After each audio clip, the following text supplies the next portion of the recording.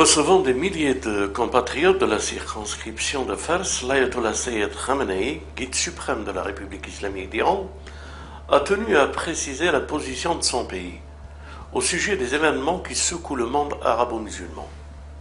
Après avoir soutenu les revendications de ces populations, revendications que le leader estime totalement légitimes, il a mis en garde contre les tentatives du lobby sioniste. Ce dernier cherche en effet à détourner ses révoltes au mieux de ses intérêts, avec ses méthodes habituelles, infiltration et manipulation, pour diviser. Citons l'exemple de Bahreïn, où la répression contre le peuple continue avec l'aide de l'Arabie saoudite. Le guide a tenu à montrer d'où viennent ces ingérences.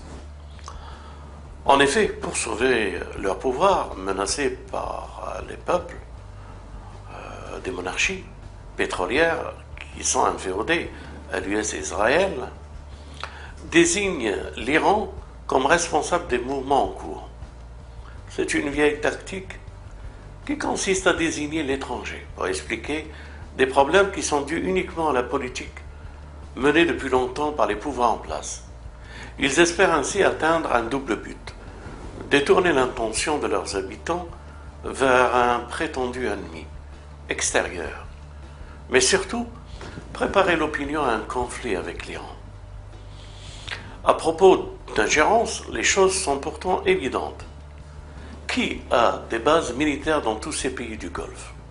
L'Iran ou l'US Israël? Qui a installé tout un réseau de surveillance et d'espionnage dans ces pays? La CIA et le Mossad, avec la collaboration des polices locaux. Voilà des faits, pas des suppositions, qui démontrent bien d'où viennent les ingérences. Bien sûr, les grands médias sionisés d'Occident se gardent bien de dire de telles évidences. Il est vrai qu'à leurs yeux, il est normal que les USA aient des bases partout, frappent où bon leur semble, et que le Mossad assassine ou kidnappe où il lui plaît. Cette accusation d'ingérence à l'encontre de l'Iran n'est pas seulement un argument propagandiste. Elle s'inscrit dans tout un plan d'ensemble qui vise à briser le front de la résistance, dont l'Iran est depuis 30 ans la pièce centrale. Pour cela, le lobby sioniste rêve d'opposer des musulmans à d'autres musulmans, de provoquer un conflit régional qui non seulement sera un suicide pour les monarchies, mais donnera le prétexte à l'Israël, baptisé opinion internationale, pour l'occasion d'intervenir directement.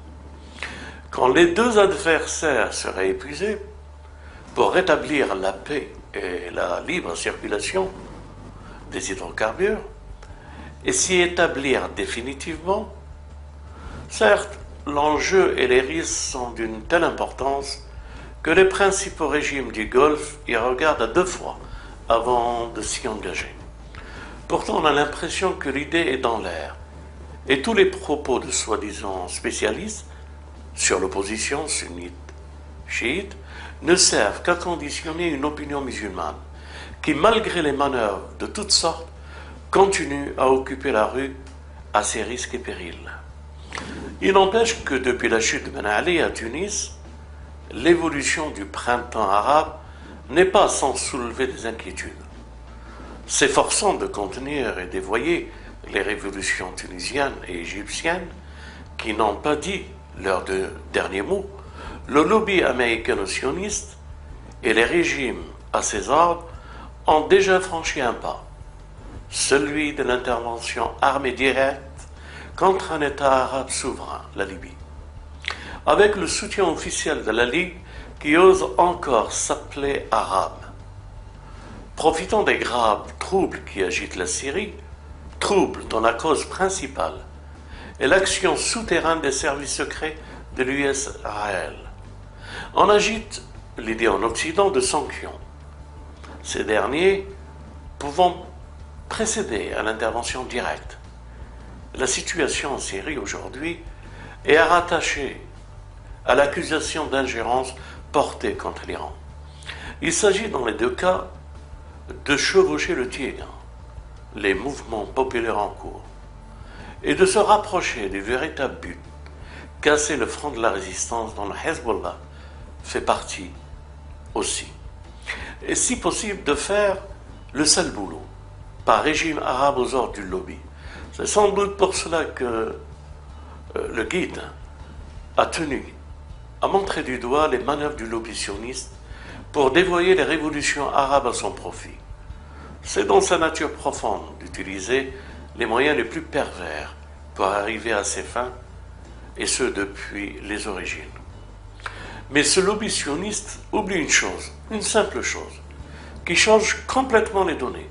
C'est que le monde a basculé, que le sionisme arrive à son terme, et surtout que les peuples arabes ont beaucoup appris, et qu'il sera difficile de les manipuler comme autrefois.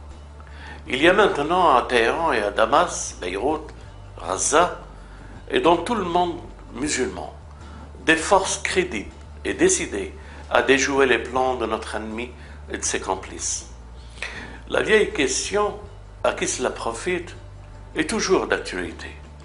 Dans le cas qui nous intéresse, il est clair que tout ce qui affaiblit le front de la résistance profite à Tel Aviv et à ses complices occidentaux. Raison de plus pour ne pas tomber dans le panneau, malgré l'intoxication qui se répand chaque jour dans les médias du système. Votre ami Yahya, l'éveil de la conscience. À très bientôt.